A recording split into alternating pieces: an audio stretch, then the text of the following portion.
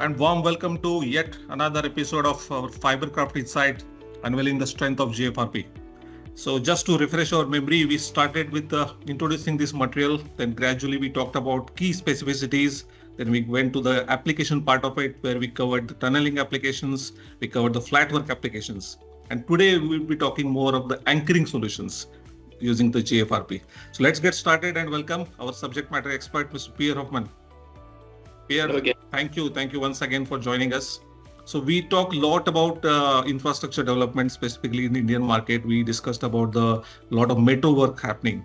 And that's where probably when we talk about this underground metro stations, typical bottom-up construction, anchoring plays a very crucial role there, mainly for the stabilization for the wall. This is where I think, please enlighten us how GFRP plays a crucial role here for the anchoring solutions and how it is beneficial than conventional steel anchors. Yeah, excellent question. So indeed, we are looking at project where designing, shoring and cantilever only is not enough. And so increasing the thickness of the wall would be prohibitively expensive. So the idea is you have to use either anchors or struts. Using struts is always a hassle. It slows down a lot the execution at site. So anchors is generally the technology of choice.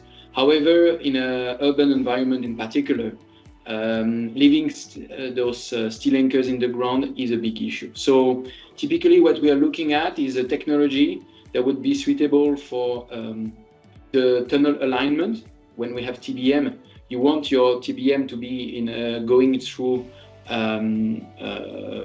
peel-free area. But even more than that, your question was mostly about metro, but you can enlarge that. Even high-rise building, when you have underground car park, this kind of thing. All those underground structure where you need to, again, go several levels down, makes a lot of sense to install anchors that are GFRP. And so the idea is instead of having a removable anchor, you see behind me those anchor, well, we could put them with a steel anchor and then later say I have to remove them. But if you use steel, that's what you have to do. Yeah, if you use GFRP, you can install the GFRP anchor and remove them and leave them in place. So typically, what is very special about our product is it's not actually just FRP; it's a hybrid solution. We splice steel and FRP, and so the coupler gives full performance, and the strand allows the anchor to be tensioned very easily. So really the idea here is I don't have to remove the anchor, which makes my program go much faster at the execution, but also I don't have any liability. Excellent. So I think it's really good to know through hybrid system, you are imparting the benefits from both the worlds, steel as well as GFRP. Very well. So again, just continuing on the similar lines, we see so many 1,000 kilometers of new road work happening in India, north and northeast specifically, which involves lot of expansion of roads from, let's say, 2-lane to 4-lane, lot of hill cutting. And this is where I think the landslide prevention or soil erosion is very important aspect, and which generally is done through the slope stabilization purpose, where we came to know about this GFRP soil nails. So again, how it has this benefit compared to the steel soil nails in terms of long-term behavior or environmental friendliness. So when we look at using steel for long term, I know it's common to see a specification for galvanized SN bar or these kind of things. But frankly, if you look at all international code, there's a consensus that galvanization is not even a permanent solution. You extend the life of the temporary system, but it's far from being permanent. So you might be able to buy yourself an extra 10, 15, 20, maybe 30 years. It all depends on the environment. But again, it is not a truly permanent solution. GFRP, on the other side, is really a solution that we can design for a permanent application, 100, some cases 120 years we designed for that.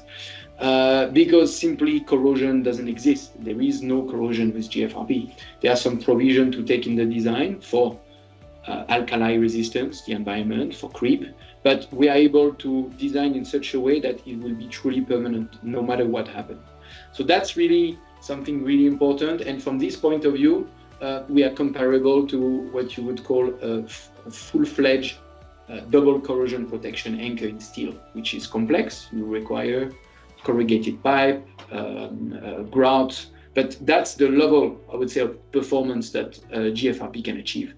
However, what you offer at the same time with GFRP is you using steel anchors in excavation, like the one behind. It's possible, but when you work in complex environments, you are talking about developing new roads.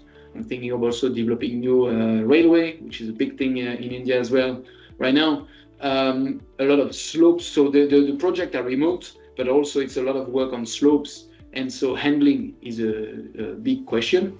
So handling steel or handling factory grout injected steel is extremely complicated. The beauty with GFRP is really being lightweight, is very easy to install. In many cases, no crane is required.